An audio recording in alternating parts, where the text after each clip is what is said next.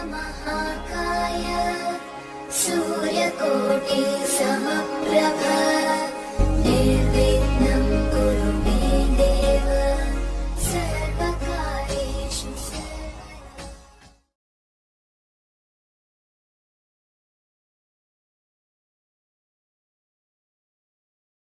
मेरे बहुत ही प्रिय और बेहद सम्मानित साथियों, हृदय की असीम गहराइयों से बहुत बहुत अभिनंदन, बहुत बहुत स्वागत। साथियों, अपने पिछले एपिसोड में हमने काल सर्प योग के कुछ ऐसे सकारात्मक, कुछ ऐसे पॉजिटिव पॉइंट्स की चर्चा की जब व्यक्ति को काल सर्प योग सड़क से उठा करके सफलता के शीर्ष पर पहुंच जाता है। परंतु साथियों, जैसे हर सिक्के के दो पहलू होते हैं, वैसे ही काल सर्प योग के भी कुछ नकारात्मक परिणाम भी होते हैं।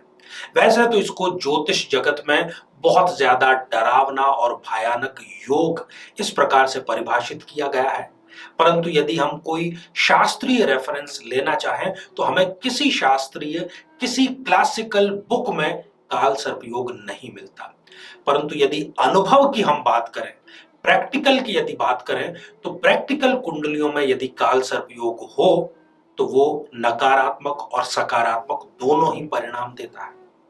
आज इस एपिसोड के माध्यम से हम 4 ऐसे बिंदु जानेंगे जो यदि काल सर्प योग के साथ साथ आपकी जन्म पत्रिका में विद्यमान है तो सच में ये थोड़ा सा चिंता का विषय है।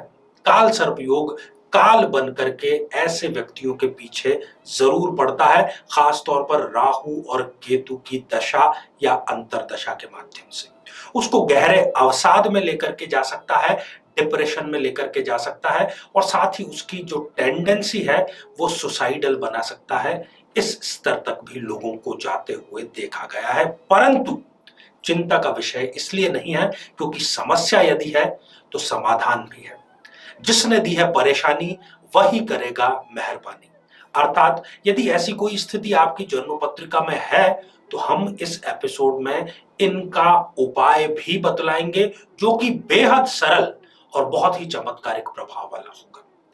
साथियों, इस पर हम चर्चा करें इससे पहले एक बेहद जरूरी सूचना कि हम हमारे प्रत्येक एपिसोड के अंत में किसी न किसी जातक के प्रश्न का उत्तर देते हैं, और ये प्रश्न हमें प्राप्त होते हैं आप लोगों के ही द्वारा YouTube कमेंट के माध्यम से।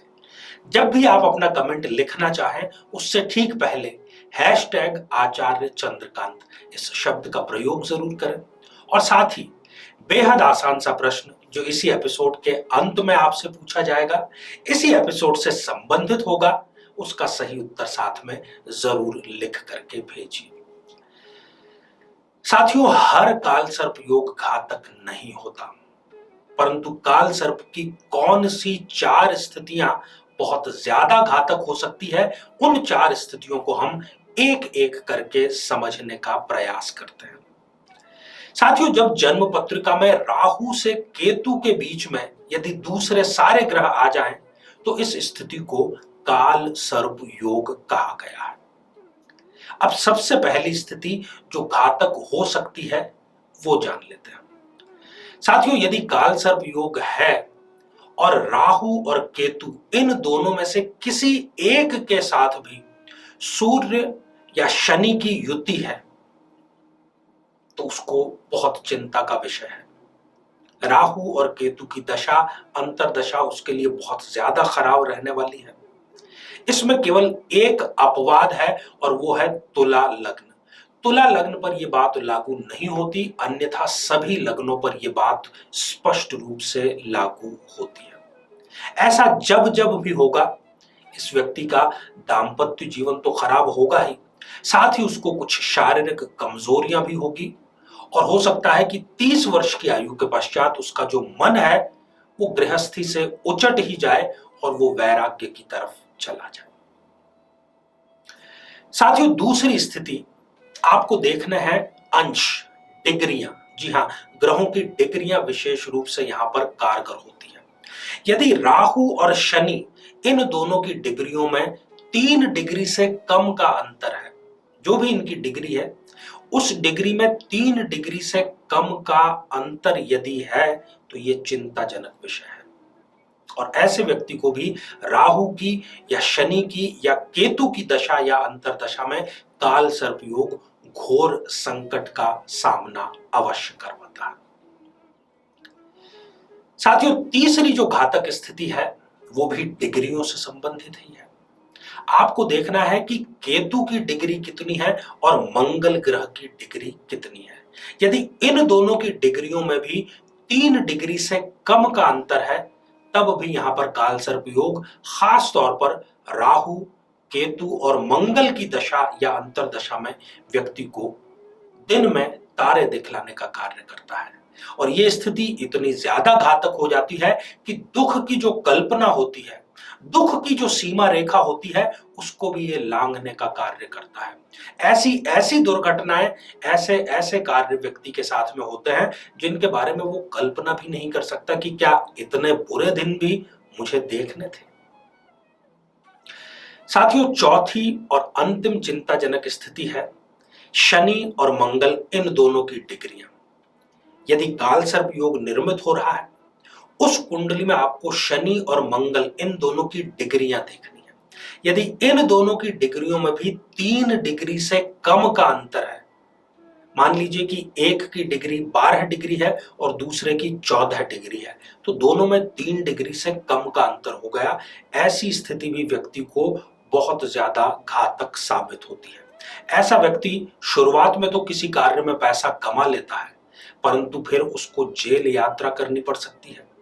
उसके अपने परिजनों के बीमारियों में अपना पूरा धन खर्च करना पड़ता है। उसके जो इनकम का सोर्स है वो कहीं ना कहीं 2 नंबर का होता है, गलत रास्ते से उसके पास आकस्मिक पैसा आ जाता है। ऐसे व्यक्ति की टेंडेंसी ऐसी बन जाती है कि जैसे कहा जाता है ना कि ऐसा कोई सगा नहीं जिसको ठगा नहीं। ऐसी स्थितियां ये डिग्री वाइज जरूर देता है। तो साथियों, यदि ये चारों स्थितियां, इनमें से कोई भी एक या अधिक स्थिति आपकी जन्म पत्रिका में है, तो चिंता की कोई बात नहीं है। जब जागो तभी सवेरा होता है। इसका एक बेहद ही अचूक और बहुत ही चमत्कारिक उपाय है।